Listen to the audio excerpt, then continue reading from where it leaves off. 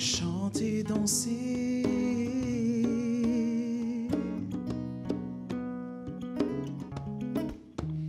La musique qui m'attend.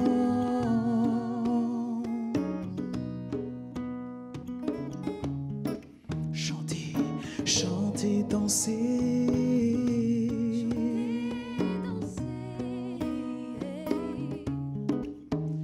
La musique qui m'attend.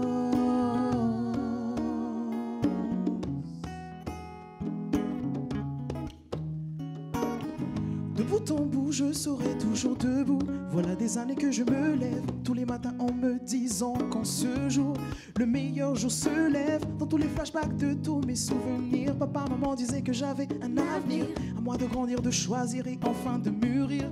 Surtout fais-toi plaisir, garde la tête haute et fais les bons choix. Je voudrais juste crier ma voix.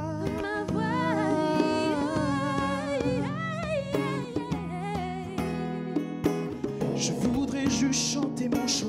Chanter, danser, bouger rien qu'une dernière fois. Oublier le passé et lâcher tout derrière moi. La musique et ma danse sont mes moyens d'expression, de survie et de chance. Et c'est bien plus qu'une passion. Chanter, danser, danser. Oh, oh, la musique est ma danse.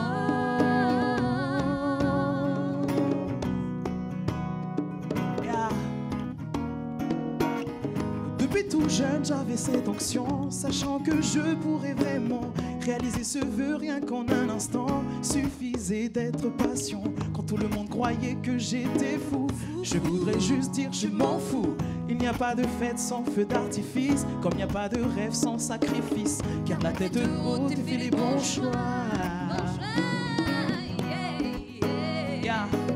Je voudrais juste crier ma voix.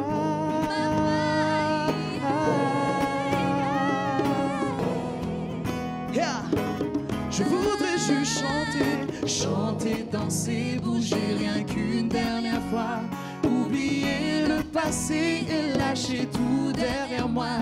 La musique et ma danse sont mes moyens d'expression, de survie et de chance. Et c'est bien plus qu'une passion. Encore chanter, danser, bouger rien qu'une dernière fois. Oublier le passé et lâcher tout derrière moi. La musique et ma danse sont mes moyens d'expression, de survie et de chance. Et c'est bien plus qu'une passion.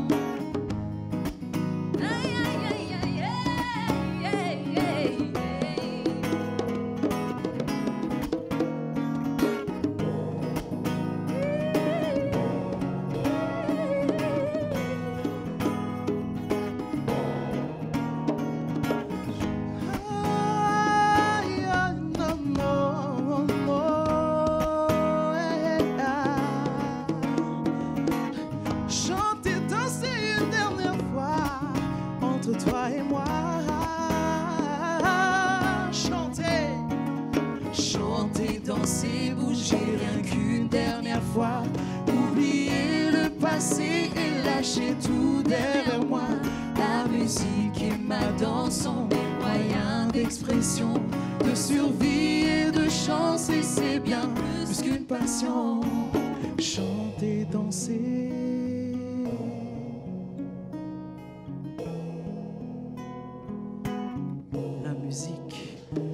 La musique qui m'attend.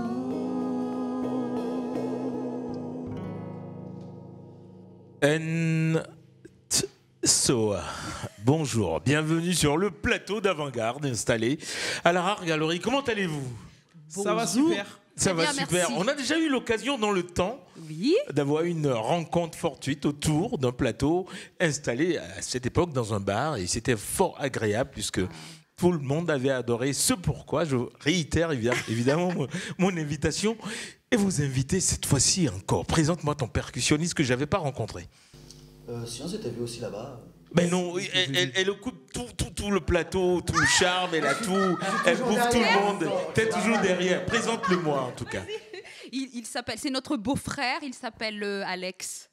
Et j'ai toujours eu dire que vous bossez qu'en famille. Oui, on travaille beaucoup en famille, parce que travailler en famille, je trouve que ça a un côté positif et c'est plus charmant. Présente-moi ton guitariste.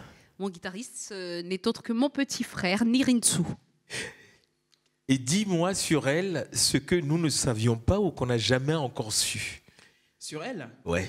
Balance. Oh là là, mais je pense qu'elle est assez vraie. Elle est vraiment comme elle est là, en fait. Assez énergique. Elle est très sensible, humainement. Donc, c'est pas une empathique, mais c'est une hypersensible. Une hypersensible. Ntosoa, vous êtes sur la scène d'avant-garde. Restez en place. Parce qu'avant de retrouver ce plateau, venons évidemment au fait de ce qui fait ou défait l'actualité. La Constitution, elle existe. En France, c'est une république. Nous avons la liberté, l'égalité. Et il y a un troisième mot qu'on oublie souvent qui est la fraternité. J'ai aucune envie de fustiger celles et ceux qui entreprennent, le 440 encore moins. Mais l'incroyable justice de ce pays ne peut s'installer que si et seulement si nous nous occupons des plus faibles. Ceux qui sont les plus démunis bénéficient forcément de la fraternité de cette République. Quand tout sera privé, soyez-en sûrs, nous serons tous privés de tout. C'est Avant-Garde, l'émission qui vous en donnera toujours pour le temps que vous allez lui consacrer. Yanis Alexandre, le générique s'il vous plaît.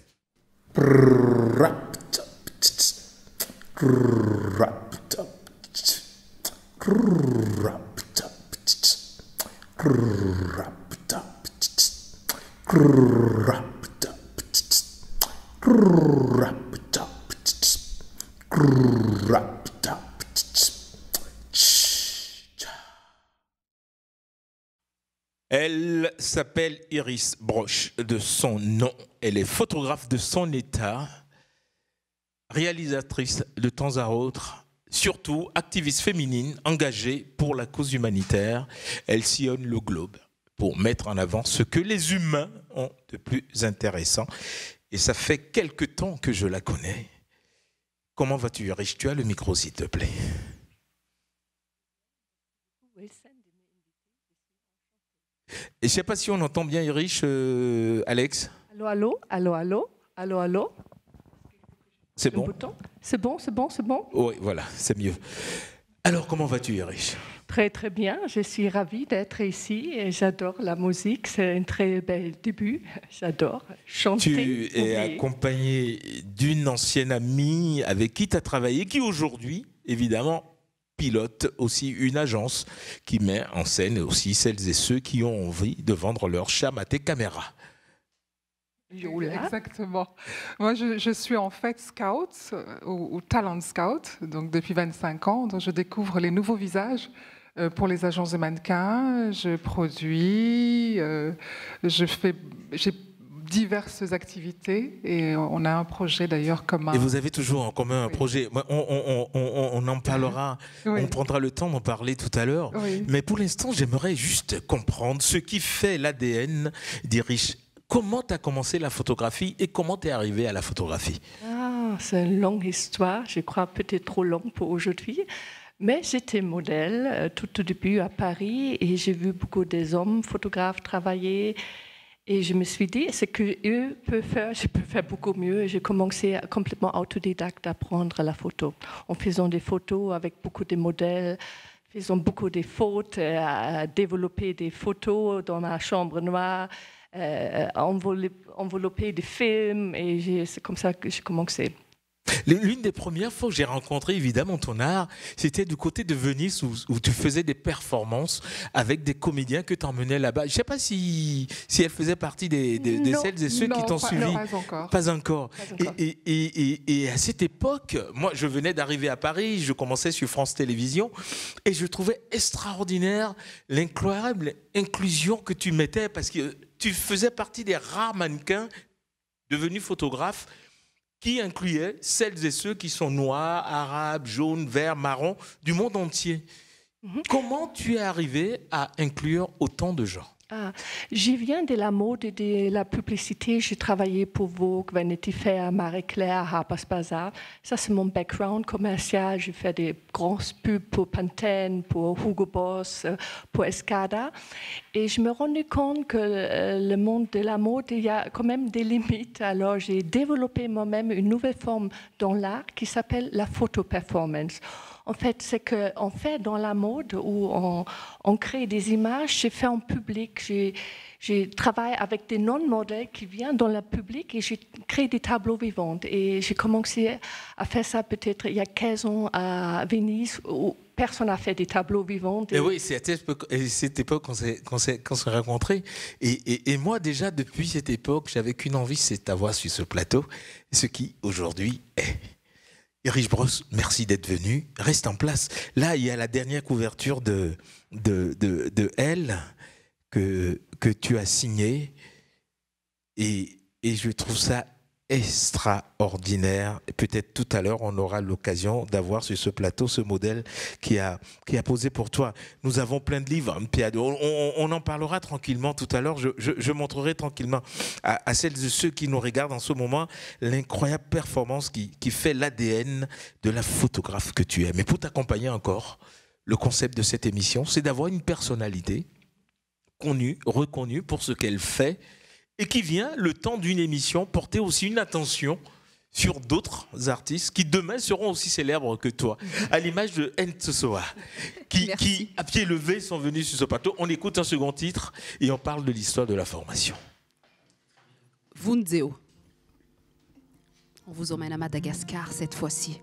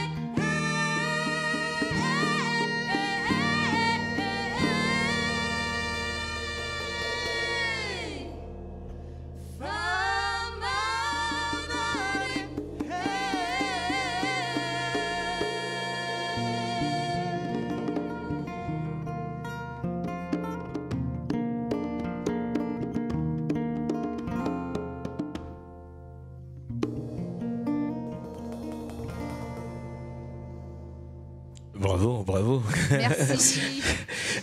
Raconte-moi, qui compose, comment vous travaillez, comme vous êtes en famille, qui fait la cuisine? Alors, elle fait les carottes. Moi, je fais les navets. Moi, je fais la viande. Puisque vous travaillez en famille, comment ça se passe? Vous vous appelez, qui compose, qui écrit? Racontez-moi un petit peu. Alors, au début, c'est elle qui écrivait et composait. Puis au fur et à mesure, on s'est aussi formé en famille. Donc depuis 3-4 ans aussi, j'écris et je compose. Et puis depuis 3-4 ans aussi, la petite qui n'est pas là aujourd'hui. Oui, mais compose qui va bientôt bosser du côté de Marseille, non, s'il te plaît.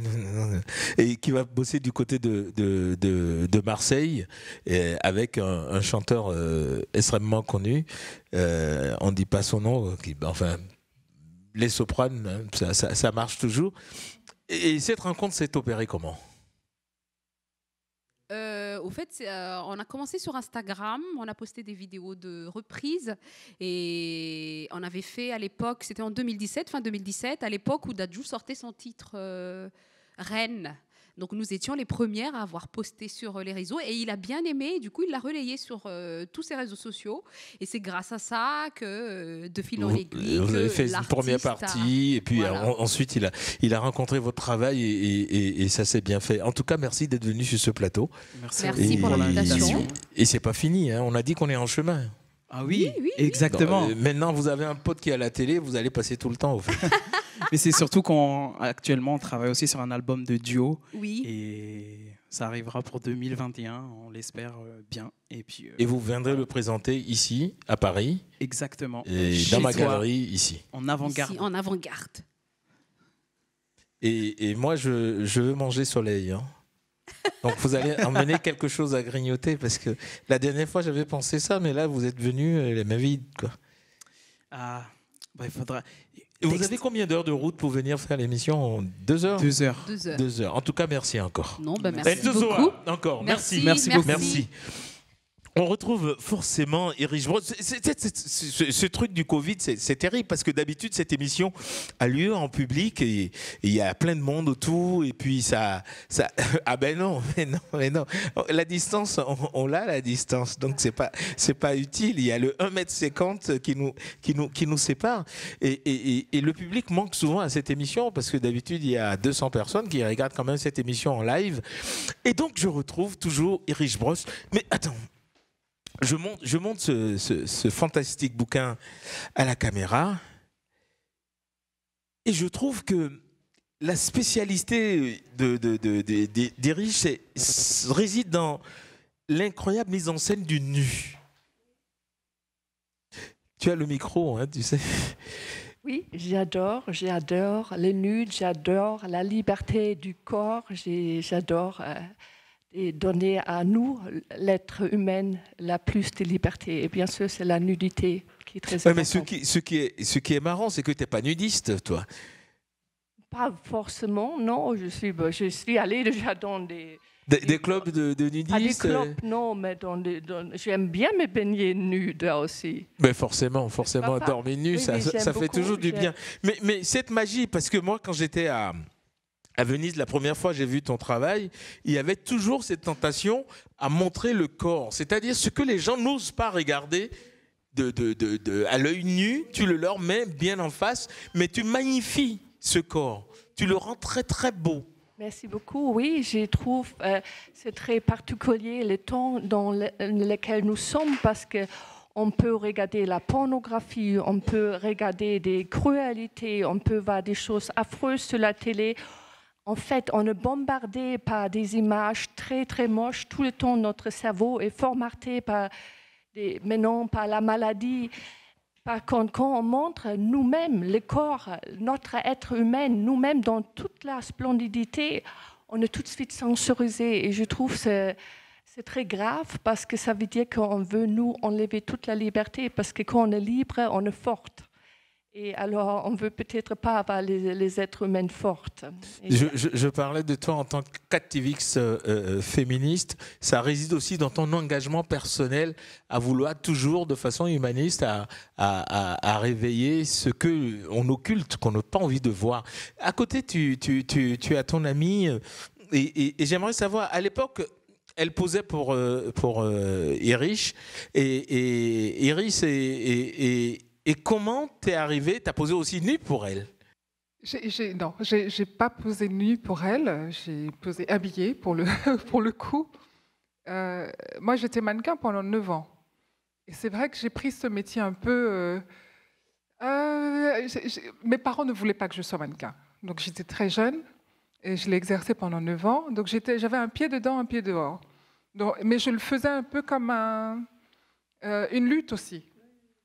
Pour nous imposer. Il n'y avait pas beaucoup de femmes noires. Un challenge personnel. Un challenge personnel, mais aussi social, quelque part. Parce qu'il n'y avait pas beaucoup de filles noires à l'époque. Oui, hein. Par agence, il devait y avoir un mannequin sur 50 filles. Parce qu'à l'époque, il y avait 50 filles par agence et pas plus. Et la plupart du temps, quand il y avait une fille noire, c'était une américaine. Donc nous étions parisiennes. J'ai grandi à Paris. Donc on s'est imposé comme ça, tout doucement. Au fil du temps, en affirmant votre francité et surtout voilà. Ce que vous avez de parisienne. Notre présence et puis être surtout payé comme les autres.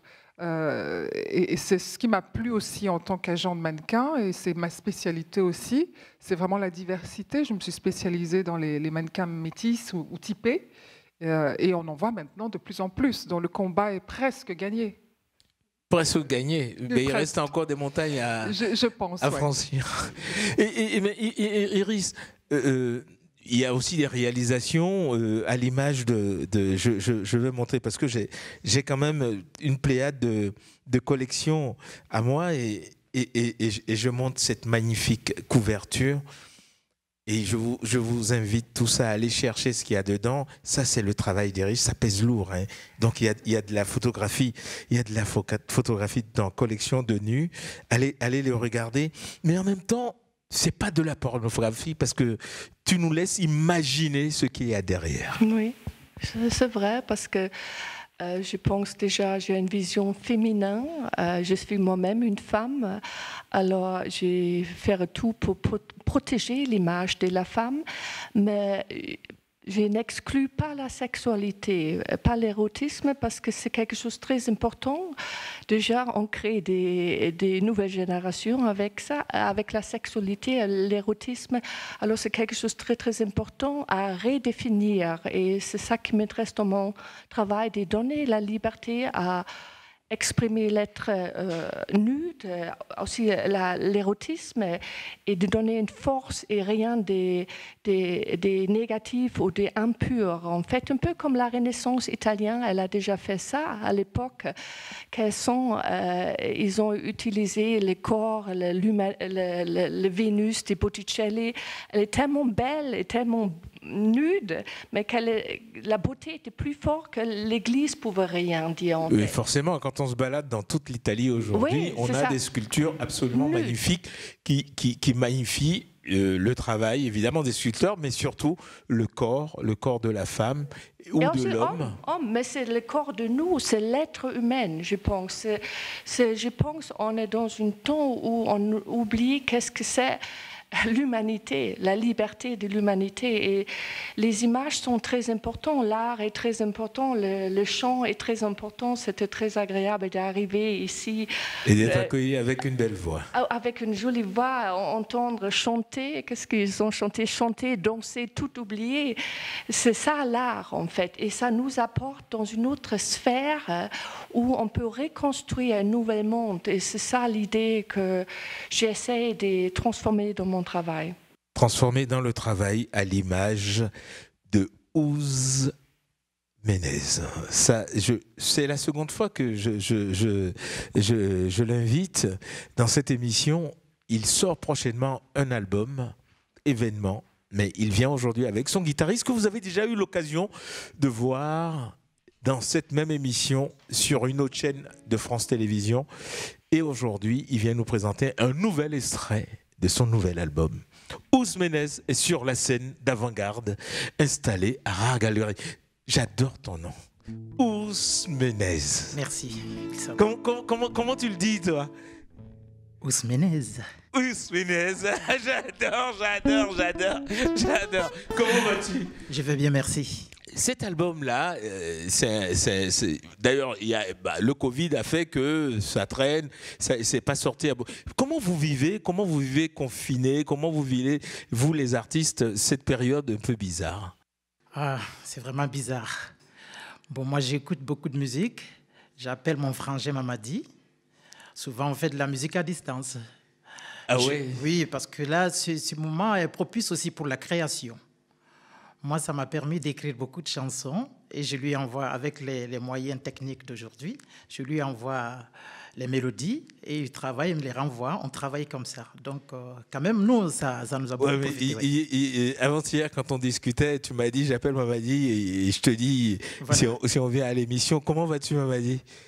Ça va très bien. Moi, je me rappelle de toi parce que c'est un putain de musicien. Hein. Ah oui. C'est terrible. Moi, je le voyais danser sur ton morceau que tu avais fait la dernière fois dans l'émission. Et quand tu m'as dit, c'est Mamadi, j'ai dit, ah ouais, ça, je prends 1 million de fois. Ousmenez, s'il te plaît. Merci.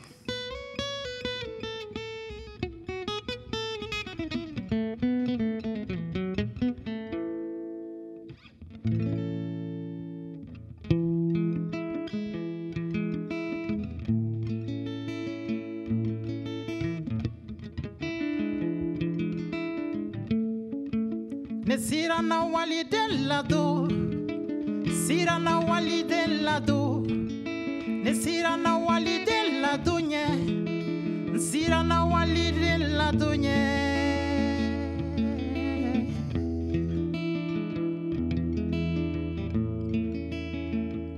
Olutun ka fo, wolo fanyuma tu ka fo, olutun ka fo. Wali juba utunka fo, olutunka fo, wolo fanyuma tuka fo. Wali de lado, alado kunyuma, londo kuma chamo.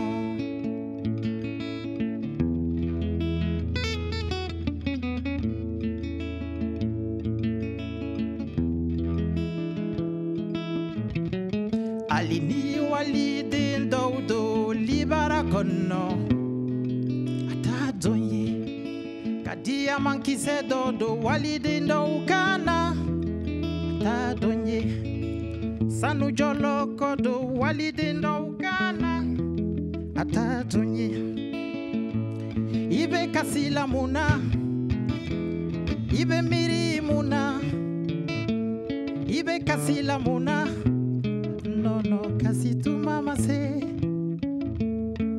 inyajiche no kasi tu mama se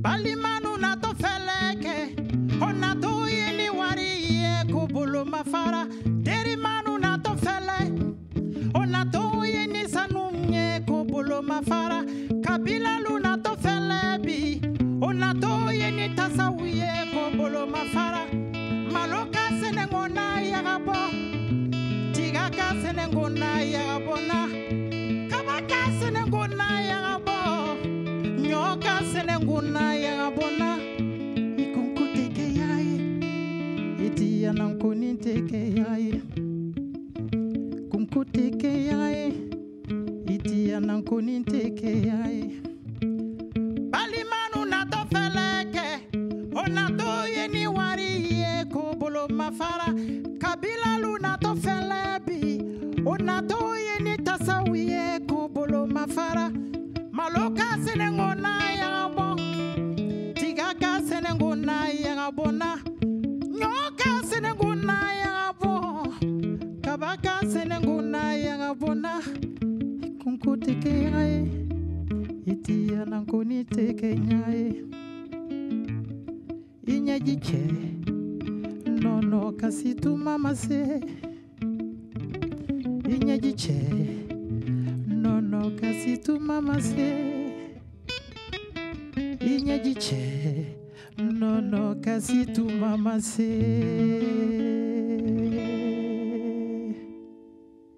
Ousmenez. Oh, j'adore ton prénom. Ça, je te le dis tout le temps, mais c'est terrible. À chaque fois que je te vois, je peux te le dire 20 fois. Ça fera partie de l'album. Oui, ça fera partie de l'album, oui. Bon, de toute façon, on est en chemin. Oui. Je le dis souvent, mais tu sais, quand je dis un truc, je le fais. Et la sortie de l'album, tu le feras ici, en plein cœur du Marais, quoi. Avec plaisir. Ton frère est dans le coin, ben tu viens quand tu veux, Merci. quoi. Et on vous verra matin, midi et soir. Je le sais. Tu sais, t'inquiète. Et le clip, c'est Laurent qui va le réaliser. Avec plaisir, Laurent. Ouais, je sais qu'il a envie. C'est ça que tu voulais entendre, non? Ok, d'accord.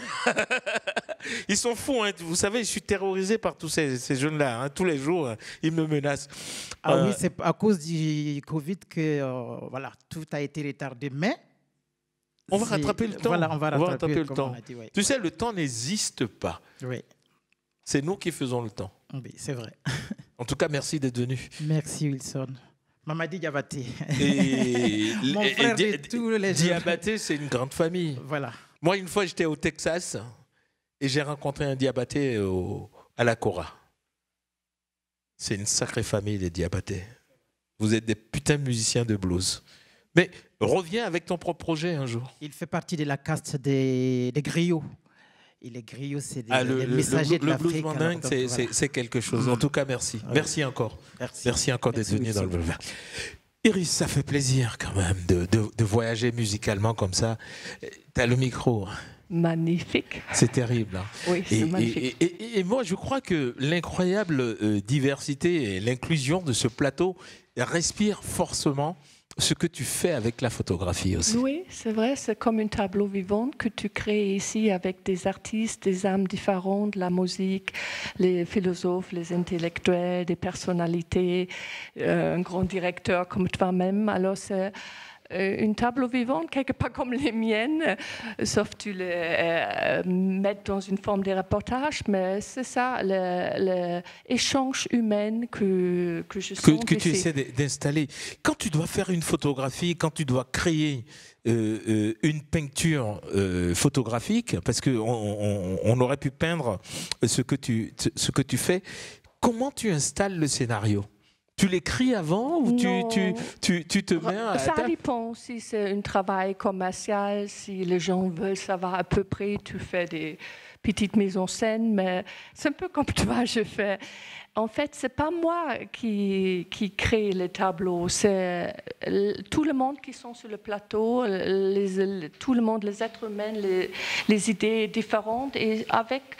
Mon expérience de produire plus que 20 ans, alors j'essaie de le mettre en place, en fait. Je prends les énergies de tout le monde parce que chacun de nous a une autre énergie et avec ça, j'ai peint, en fait. Comme au lieu de prendre l'acrylique ou l'huile, j'utilise un peu l'énergie de chacun de nous. De chacun pour créer les synergies. Mais quand tu appelles Yola, ton ami, et que tu as besoin de mannequins, comment tu lui définis celles et ceux qui vont faire partie de ce tableau que tu comptes créer? J'ai essayé d'installer une confiance, ce que plus facile, parce que je suis une femme, je crois. Oui. Parce que quand tu es une femme, tous les côtés séduction, comment je séduis l'homme, ce n'est pas là. Alors, on travaille sur un niveau plutôt beauté, en fait. Exactement. Un peu plus technique. Mais il faut dire qu'Iris a un univers. C'est une couleur, c'est un univers, c'est vrai, des mises en scène. Et j'arrive à visualiser à peu près quel talent tu as besoin. Et de là, on commence un casting et ça a duré quoi, 1 semaine, 10 jours sur le dernier casting. Sur celles et ceux qui feront partie, évidemment. Elle installe toute une espèce de magie autour de la séance photo. On danse, elle chante. Enfin, C'est extraordinaire de travailler avec elle. Et le résultat sort et, voilà, et c'est magique. C'est magique à l'idée. Moi, quand je vois sur cet album Vita, je m'entourais. Oui. On dirait une vraie peinture. C'est incroyable. En fait, ça, c'est une des performances à Venise. Et là, on a repris une peinture, si tu ouvres, de Lucas Cranach, qui est un peintre de la Renaissance allemande. Et ça, c'est tous des gens qui sont passés dans le jardin de la Biennale. Et on a mis vite fait quelques vêtements et on l'a installé. Et là, si tu regardes après Weltzen, tu verras. On a des images qui défilent là, t'inquiète. Oui. Et c'est vraiment beau. Je crois que pour accompagner cette peinture photographique, John Canfonas est au piano. On écoute et on le rencontre après.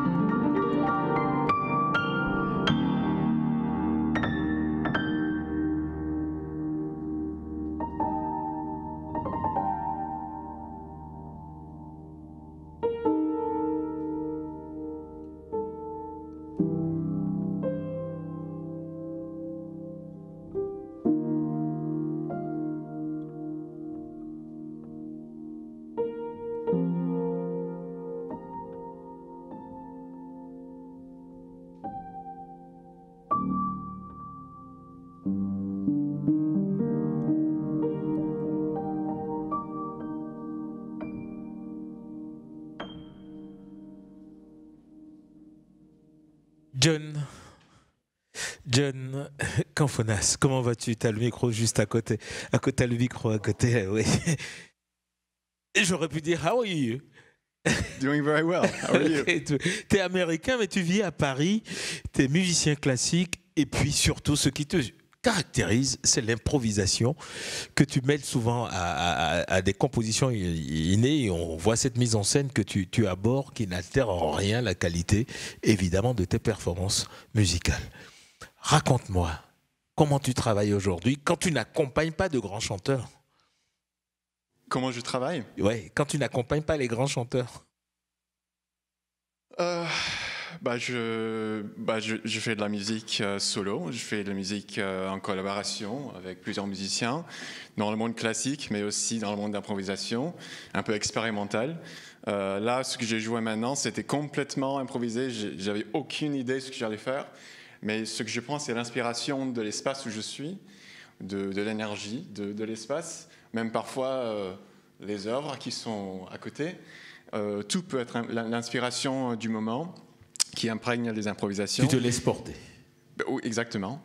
Et aussi, c'est une façon de dialoguer avec, si je joue des œuvres classiques, d'improviser entre ces œuvres, c'est une façon de dialoguer de ma propre façon avec ces œuvres composées. Donc c'est pour ça que j'aime l'improvisation, ça me donne un peu plus de liberté créative, d'interagir avec les œuvres que je joue et de cultiver ma propre langage musical. Et donc ça se met dans beaucoup de contextes différents. Ça se met dans beaucoup de contextes différents. Et parmi les compositions que tu installes, tu comptes bientôt sortir aussi, éditer ta musique pour le plus grand nombre. En fait, je n'écris pas beaucoup, en fait. Je ne fais pas encore beaucoup de compositions écrites. Je ne vais pas dire que je ne vais jamais le faire, mais ce qui m'intéresse vraiment, c'est la conception dans le moment d'une musique. Vivre le moment et surtout t'inspirer de ce qui nourrit l'espace pour pouvoir apporter un son approprié. Exactement. Et c'est pour ça que comme on réagit quand on entre dans un espace, et on réagit émotionnellement à ça, on a notre propre façon de réagir. On ne peut pas recréer ça. C'est quelque chose qui se passe dans le moment. Et c'est pour ça que j'aime l'improvisation qui reflète ce processus très normal pour tout le monde de répondre à l'expérience d'un espace ou d'une expérience. Et je trouve qu'aussi, si on parle de Chopin, de Liszt, tous les compositeurs classiques qui ont écrit des belles œuvres écrites étaient aussi très connus pour leurs improvisations. Et c'était aussi ça qui m'inspire de continuer un peu dans cet esprit-là. Et qu'est-ce que je pourrais te dire sinon? Nous sommes une galerie d'art avant tout. Le piano est tout le temps là. John, reviens quand tu veux. Avec grand plaisir, Wilson. Merci beaucoup. Merci encore d'être venu dans Avant-Garde. Merci John. Ça, moi je crois, Iris, que ça aurait pu accompagner ta toile. Oui, c'est vrai. En fait, ce que John fait avec les notes, je fais avec l'image. Ça revient vers la même chose. C'est l'art, en fait. C'est l'art, comme John a expliqué, ils sentent une vibration et le mettent sur le piano. Moi, je fais pareil dans mes tableaux. Je pense, toi, Et quand tu travailles, tu écoutes quoi comme musique ça dépend. Et dans ton agence, quand tu regardes les fiches, les photos des mannequins, quelle musique se passe dans ton agence? Alors, moi, j'ai un background assez spécial. C'est que la musique fait partie de la famille. Donc, je suis de la famille des Boalotine, de Francis Bébé, Bébé Black, d'autres musiciens bassistes très connus. Et c'est vrai qu'on avait plutôt un background jazz et classique. Mon père adorait le jazz et le classique. Donc ça dépend. Selon mon humeur, je suis ou blues, ou jazz, ou classique, ou contemporaine. Voilà. Et c'est vrai que je trouve l'univers d'Iris tellement poétique et on se laisse emporter, c'est vrai, lorsqu'on est sur ces séances photos par son humeur à elle. Oui. C'est vrai qu'elle c'est elle qui met la musique, qui travaille avec et qui danse avec les mannequins. Qui nous entraîne, un peu, qui crée l'atmosphère en fait. Merci Yola, c'est joliment dit, mais c'est vrai, c'est le travail d'un photographe, directeur, emmener l'énergie dans une direction, en fait. On prend toute l'énergie de tout le monde Et on va vers une direction pour que ça englobe tout. En tout cas, merci d'être venu dans cette émission. Merci. Et je crois que en si peu de temps, les gens découvriront forcément, ils iront chercher des informations pour mieux te connaître. Mais je crois qu'ici, on les a un peu mises dans le bateau. Nous sommes en chemin. Merci. Merci d'être venu. Avec plaisir. Revenez quand vous voulez, c'est ce qu'on dit. Et pour vous accompagner, parlant de danse, il y a Sista Deep qui est sur la scène. Elle va commencer à danser pour vous accompagner à sortir du plateau parce que c'est la danse que tu aimes surtout. Parfait. Elle fait du crump. Et puis, c'est une sacrée nana qui va défier beaucoup d'hommes sur les dance floors. C'est ce qu'on aime. Sista Deep est là.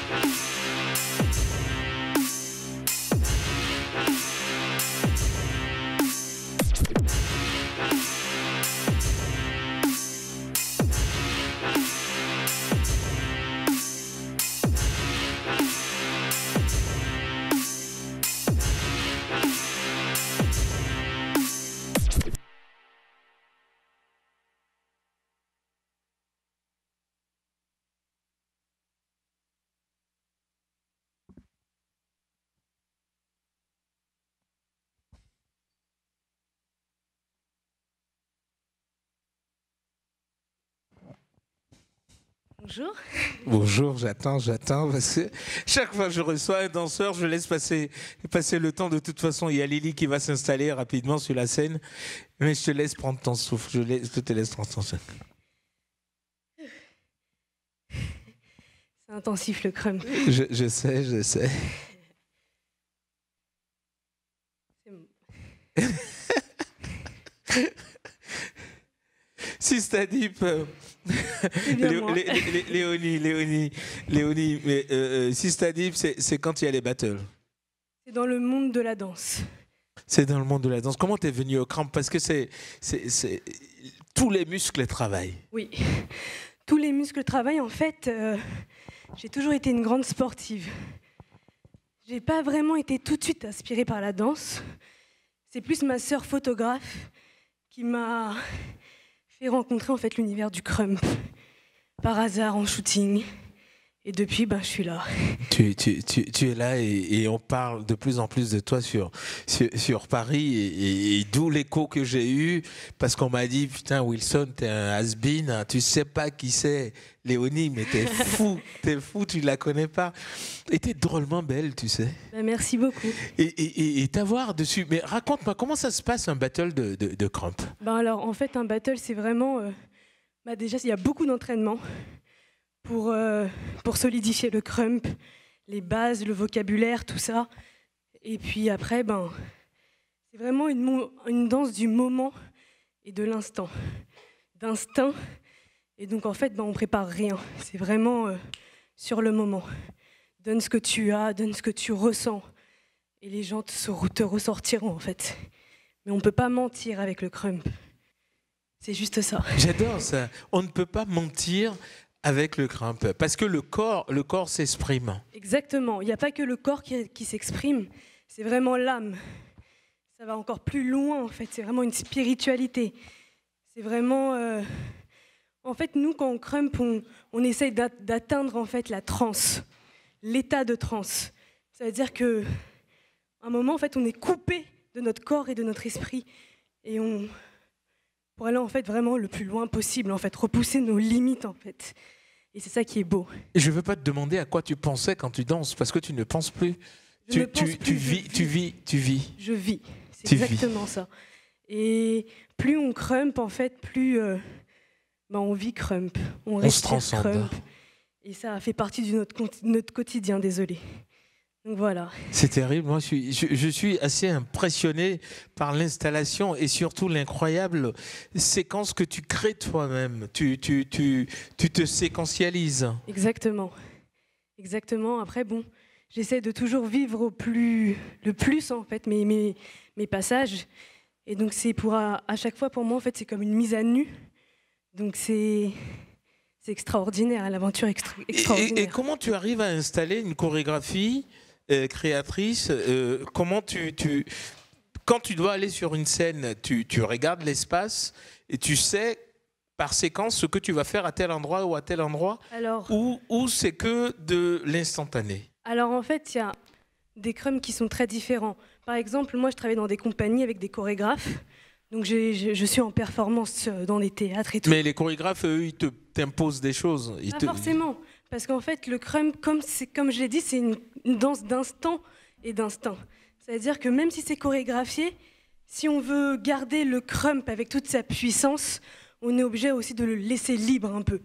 Donc c'est comme s'il y avait des lignes directives, mais pas vraiment de trucs qui seront fixés à jamais, parce qu'on n'a pas tous le même corps, on n'a pas tous le même vécu. Après, tout dépend si on danse le crump dans la rue, ou de façon chorégraphique, plus professionnelle. Tout dépend en fait de ce qu'on en fait du crump. Mais quand toi tu te retrouves dans des... Ça va être une de mes dernières questions, parce que quand je regardais toutes tes vidéos, souvent tu es la seule nana dedans. Est-ce que quelque part ça ne gomme pas, tu ne t'auto-gommes pas féminine? Du tout, parce qu'en fait j'ai envie de te demander en fait pour toi, qu'est-ce que c'est d'être féminine? C'est une femme qui a des seins, qui a l'opposé de... Ouais, t'as tout. J'ai des seins, je suis une femme. Quand tu es avec plein d'hommes comme ça dedans, qui sont souvent machistes, parce que je vois les battles, c'est des défis, et toi t'arrives, en plus t'es très très belle, forcément la jante masculine tourne dessus, et puis tu les tiens à respect par la qualité de ta danse. Exactement, en fait pour nous, je pense qu'en tant que crumpeuse, on a encore plus d'entraînement à faire, encore plus, on travaille encore beaucoup plus dur, à être beaucoup plus forte pour se faire respecter par les hommes, pour aussi se battre aussi entre nous, femmes. Et moi, je trouve ça juste beau parce que ça montre la force féminine, en fait. Mais la prochaine fois que tu vas y aller, moi je viendrai en kilt. J'espère bien. On dira c'est qui, tu diras c'est ma femme. C'est ça. Sistadik, merci beaucoup. Merci d'être venu dans l'avant-garde. Reste un peu en place, je vais te raccompagner avec une super chanteuse qui est aussi d'une beauté égale à la tienne. Ça c'est sûr. Lily. Bonjour. Et dans la place, on écoute un morceau et on se rencontre après. Ça marche, gentil. Merci d'être venu. Merci.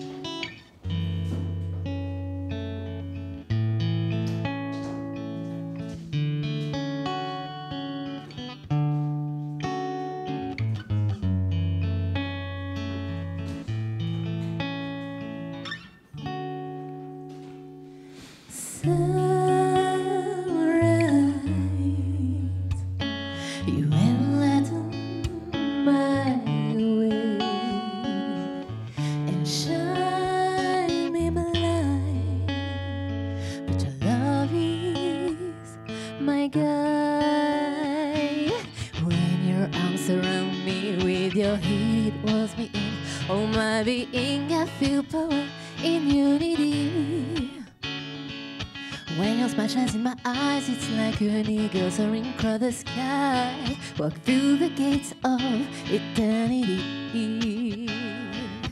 I'm dancing with my heart, like shooting stars fly, my way to the sun.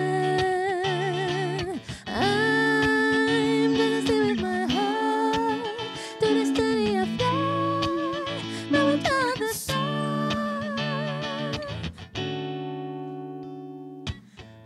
tender smile. You light up my day. Drunken delight, your rays on my mind. As long as you keep shining, my walls break in your light so free. Your power opens up infinity. As long as the sun rises, each day makes there with some new chances that offer every possibility. I'm just a sea with my heart, like shooting stars fly, moving toward the sun. I'm just a sea with my heart, to destiny I fly, moving toward the sun.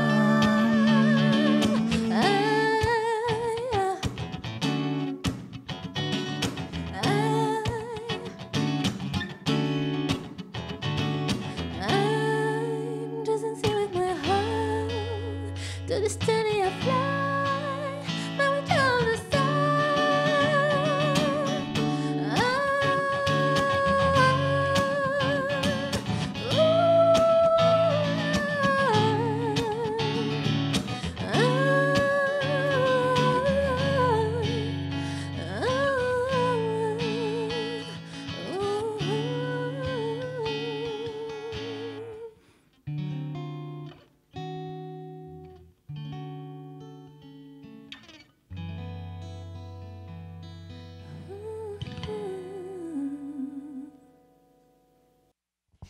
Formosa, Formosa, Lily, de son prénom, ton guitariste s'appelle Siam. Qu'on a déjà eu l'occasion de rencontrer il y a très très longtemps. Hein. C'est vieux.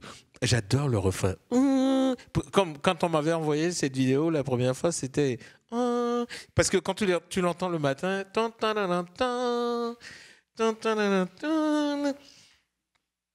c'est beau ça. Refaites-moi le refrain, juste le refrain, juste le refrain. I'm just a sea with my heart, like shooting stars fly, moving toward the sun. I'm just a sea with my heart, to destiny I fly, moving toward the sun. Hey. Oh, comment tu travailles? Raconte-moi, comment t'es venue à la chanson?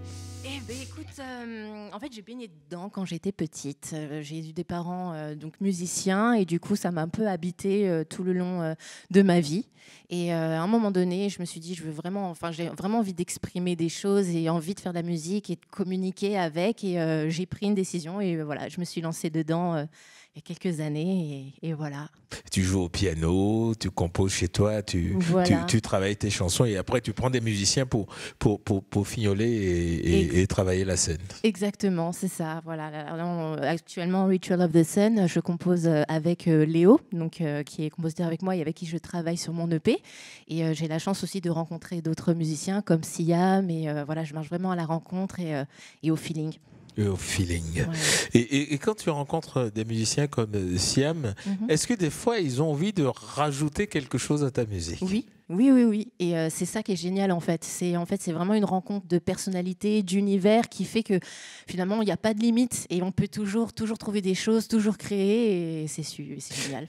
Outre l'amour, quels sont les thèmes de prédilection qu'est-ce que tu privilégies? De quoi tu veux parler aujourd'hui?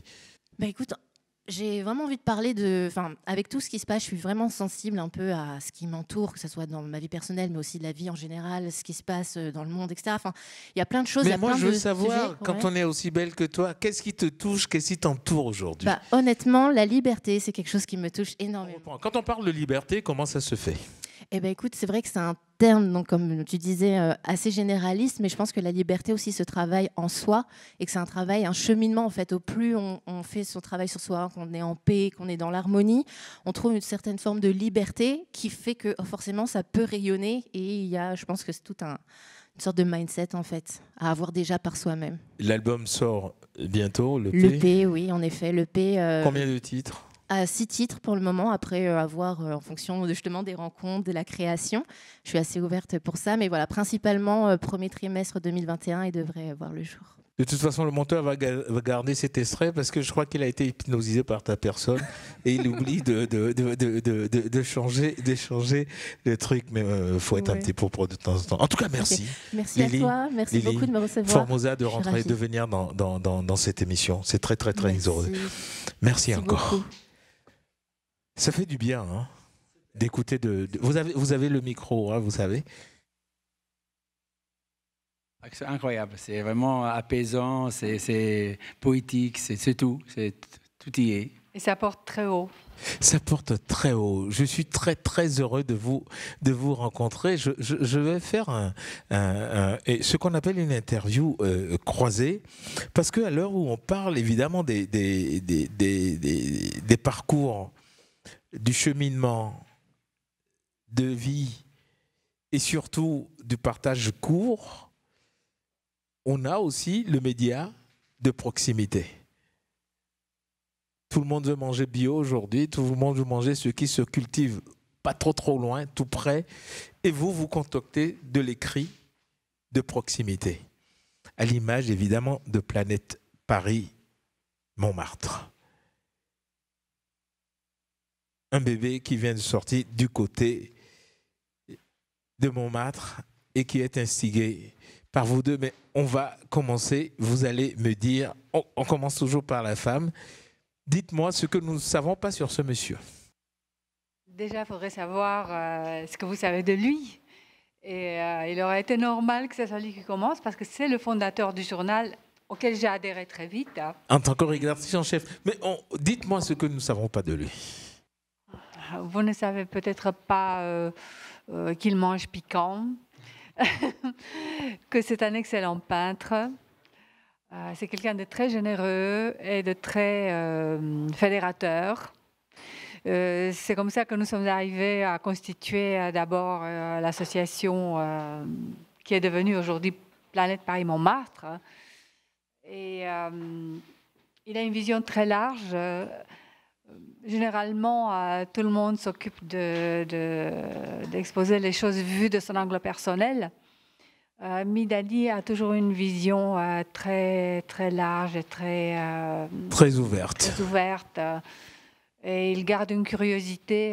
Il n'a pas du tout été entamé par les années d'expérience. Il n'est pas devenu blasé. Il est toujours enthousiaste et toujours prêt à découvrir, même à apprendre, ce qui est rarissime de nos jours. Les égos font qu'on pense toujours qu'on sait tout, qu'il n'y a plus rien qui puisse s'ajouter à notre bagage. Et Monsieur Mbarki, dites-moi ce que vous pensez et surtout ce que nous ne savons pas de votre rédactrice en chef. Écoutez, Rodica est une artiste d'abord très très appréciée dans le monde entier. Elle expose en Chine, aux États-Unis, partout. Et elle est évidemment montmartroise avant tout. Son départ, je crois, est de là-bas. C'est une fille extraordinaire. Elle est généreuse, beaucoup plus que moi, je pense. Et dès qu'on s'est rencontrés, on s'est entendus. On s'est entendus surtout, parce que nous sommes un peu aussi sur la place du théâtre. Elle est responsable, parmi les responsables de 300 artistes qui y vivent et qui y travaillent tous les jours. Mais sans Rodica, je n'aurais pas continué cette aventure. C'est pour ça qu'elle est la rédactrice en chef. C'est un appui essentiel. Ah oui, complètement. Et moi, je suis venu à votre rencontre grâce évidemment à Aimé Nouma qui a le micro. J'espère que son micro marche. Oui. Non. Je me suis avancé. Non, il ne marche pas. Non, ils vont te le mettre dans 2-3 secondes, très rapidement. Alors apparemment... Mais il ne marche pas toujours. Apparemment, il va se mettre à marcher. Et ben, ils vont te le faire marcher dans 2 secondes. Créer aujourd'hui un magazine de proximité qui met en scène l'incroyable quartier de Montmartre résulte de quoi? Qu'est-ce qui animait votre pensée?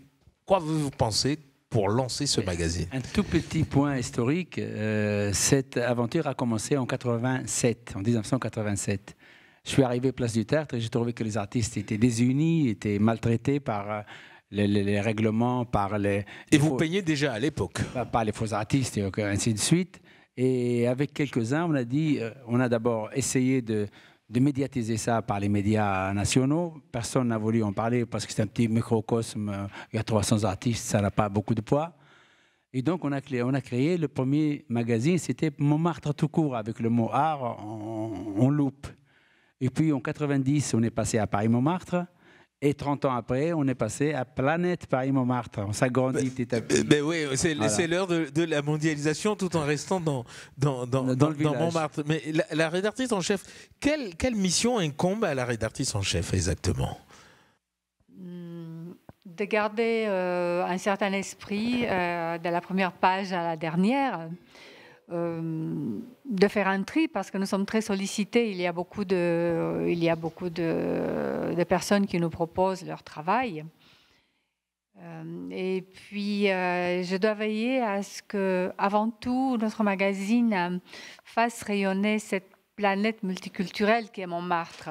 On parlait toujours d'exception culturelle française. Moi, je pense qu'il y a une exception culturelle montmartroise. Qu'il faut bien mettre en évidence. Voilà. Et vous opérez vos choix rédactionnels à partir de cette exception culturelle montmartroise. C'est une exception culturelle qui doit en fait inclure de tout. J'adore. Ici, nous ne faisons que l'inclusion, vous savez. Il faut un équilibre, donc nous ne voulons pas nous éloigner du traditionnel et de l'historique sans rester dans ce que certains peuvent considérer comme un peu dépassé ou un peu ringard. Nous avons les points de vue de toutes les générations, des enfants, des gens de 20 ans, des gens de 40 ans, des gens... Mais je reviendrai sur la vision et le regard que porte la ville sur ce magazine. Mais avant, je viendrai par celui par qui, évidemment, les choses arrivent, mais moi, sans qui je ne vous aurais pas rencontré, parce que c'est son morceau phare qui a attiré mon attention, puisqu'on se suit depuis pas mal de temps. Et il est aussi rédacteur dans ce journal. Oui. Le poète que tu es, et l'homme de vie et de rencontre qui vit en toi, comment tu te penches dans tes écrits pour nourrir les pages de ce journal? En fait, on a fait beaucoup de séances de travail.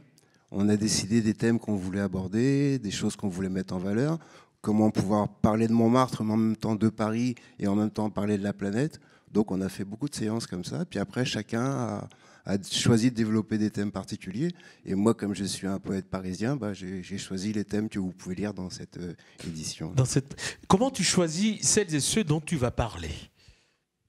Les rencontres, par exemple, je parle l'écomusée, c'est à la Goutte d'Or, c'est à côté de Montmartre. C'est un endroit que j'ai fréquenté, où j'ai joué, où j'ai passé beaucoup de temps. Je me suis dit, c'est une manière de rendre, retourner l'ascenseur à celui qui m'avait accueilli, le mettre en valeur.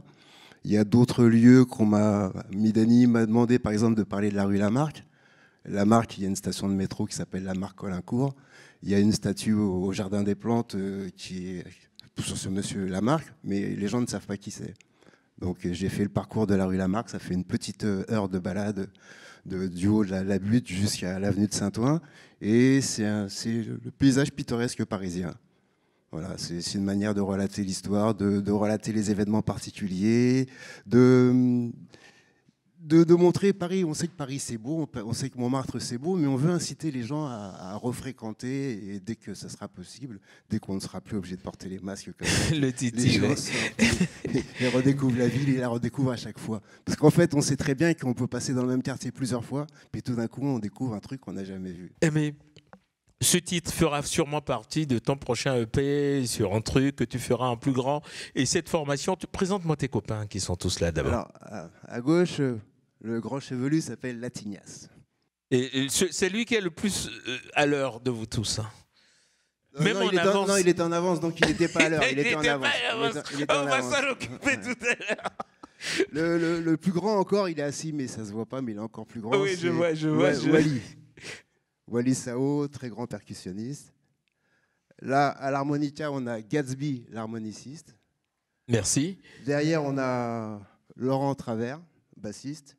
Et sur ma droite, on a Julien Melki. Étant saxophoniste, on avait déjà eu l'occasion de te recevoir dans cette émission quand tu avais signé cet incroyable rappel historique pour autour de la Première Guerre mondiale et tous ces tirailleurs et ces guerriers. Et entre-temps, j'ai reçu Aubry qui a fait une BD sur les gueules cassées. Et j'ai pas omis de lui parler de ton film parce que Suzanne Noël qui réparait tous les visages des gens et quand je lisais ça, je disais mais Aimé avait fait un truc autour de tous ces gens qui ont porté la liberté de ce pays. En tout cas, merci d'être venu. Je t'en prie. Merci de m'avoir fait rencontrer tes amis et merci à Montmartre. Mais moi, je vous lance l'invitation. Invitez-nous à Montmartre pour faire un plateau et on serait bien heureux. Je devais le faire avec Michou, que je sais qu'il est dedans, qui est un très très beau paix à son âme. On devait faire une émission, mais entre-temps, il est parti. Et je suis sûr que de là où il est, il nous applaudit. Il nous applaudit. En tout cas, j'ai un petit mot à ajouter. Vous êtes évidemment la bienvenue à Montmartre. On fera la visite. Voilà, non, trouvez-nous un espace et nous on a l'espace. Et nous on débarque. C'est tout ce que je demande, tu sais. Et vous savez. Et du vin blanc. Ah. Oui, on a ce qu'il faut. Et du vin blanc. Et du vin blanc. Il y a une vigne là-bas, tu sais. Il y a une vigne à Montmartre. Je sais. J'ai eu la chiasse avec déjà 2 fois. Oui. En tout cas, j'ai juste un petit mot à vous dire. Je crois que c'est Pierre Dac qui a dit de Montmartre. Montmartre, c'est un grain de beauté sur la joue de Paris. Donc, vous êtes les bienvenus. Et tout Bastille vous accompagne. Et tranquillement. Et surtout, mes super maquilleuses. D'accord ? Merci beaucoup pour le maquillage. La scène est à toi et merci d'être venu.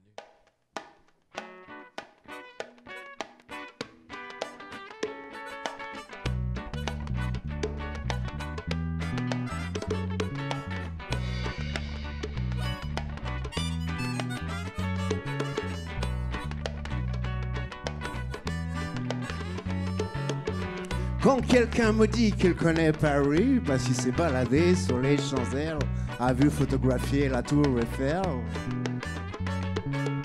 je réponds que nenni, mon ami. Vous n'avez pas encore battu le haut du pavé de Paris. Que nenni. Alors pour votre plus grand bonheur, vous prendrez bien un peu de hauteur. Montez donc sur la butte à Montmartre. De là-haut, vous aurez tout Paris à vos pieds. L'un des 1001 atouts du quartier. Tous les atouts. Prenez donc de la hauteur. Venez visiter le village de quartier, situé au pied du Sacré-Cœur. Prenez donc de la hauteur. Grimpez par le funiculaire ou à pied, les 222 marches de l'escalier. De la rue Foyatier.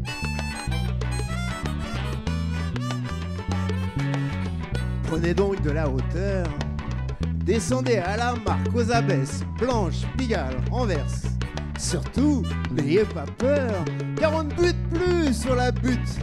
Les Apaches d'antan, c'est lâché brut, qui à coups de navage à naguère, Surinel et passants ont enterré l'âge de guerre depuis longtemps.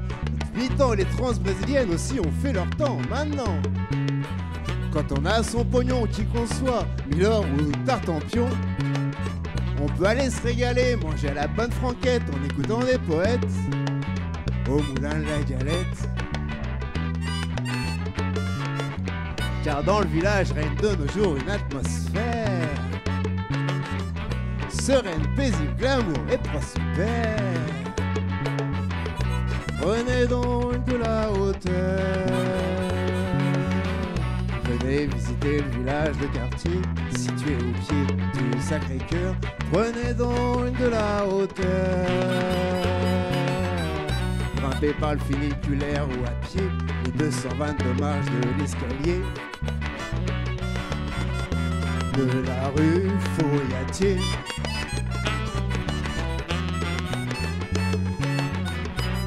À la sortie du métro à Besse, entre l'église rouge et la Croix-Rouge, un couple de SDF applaudit un groupe de zikos qui groove grave avec sa grosse sono, entouré de touristes de badauds, en encore sous l'effet, le charme du fameux mot, le seul à garder, s'il n'en avait plus qu'un. Je t'aime, écrit en toutes les lettres dans le jardin, avec du bleu, blanc, rouge sur le fond. Eh ouais. Le drapeau national flotte bien sur tous les frontons, les écoles communales et maternelles. Mais dans la rue, l'on entend parler toutes les langues de la tour de Babel. Quelque part dans la rue, le pique-nique, un serveur portant une barbiche se pique de speak couramment English, Spanish, Swedish, Yiddish, Turkish, Elfish. Et évidemment, sexy. Prenez donc de la hauteur. Venez visiter le village, le quartier, situé au pied du Sacré-Cœur. Prenez donc de la hauteur. Grimpez par le funiculaire ou à pied, les 222 marches de l'escalier. Oh, oh, oh, oh, oh, oh, oh, oh, oh, oh, oh, oh. Place du terre, décor surréaliste, plus de 40 artistes caricaturistes, sans toutefois vous prendre en traître, vous propose de poser pour faire une de ces têtes. Partout des galeries d'art, des galeries ateliers, des galeries portables. Eh les gars, il est également tout à fait pour épater la galerie de l'art à prix abordable. Également pour les beautiful people, que pour les gens du peuple, les bobos et les people. Prenez donc de la hauteur. Venez visiter le village, le quartier, situé au pied du Sacré-Cœur. Prenez donc de la hauteur. Grimpez par le funiculaire ou à pied, les 222 marches de l'escalier. De la rue Fouriatier.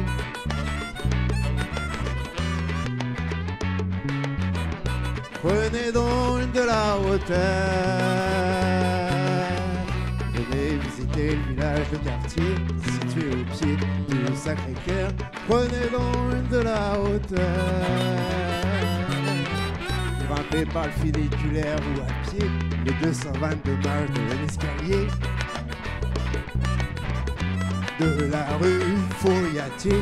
Prenez de la rue Fouriatier. Prenez de la rue Fouriatier.